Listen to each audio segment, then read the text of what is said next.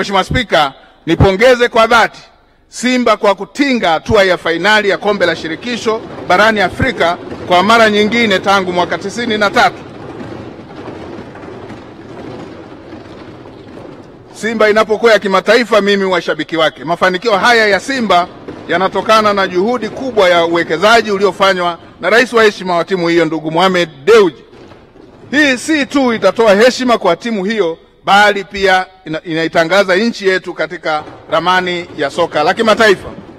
Na wakati wanacheza mashindano yale, nilikuwa tunawaombea wapate tu kombe, hata ambao sio mashabiki, kwa sababu hata wangeliweka chini ya uvungu ya ofisi yao bado lingekuwa Tanzania. Mheshimiwa Spika,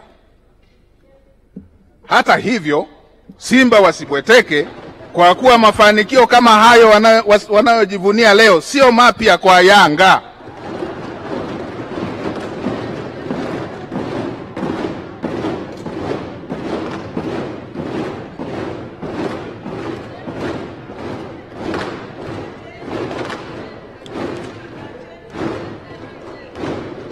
Mheshimiwa Spika, mafanikio hayo wanayojivunia Simba sio mapya kwa Yanga, kwani walifika hatua kama hiyo mwaka juzi na walitolewa tu kwa uwiano wa goli la ugenini, hawakushindwa.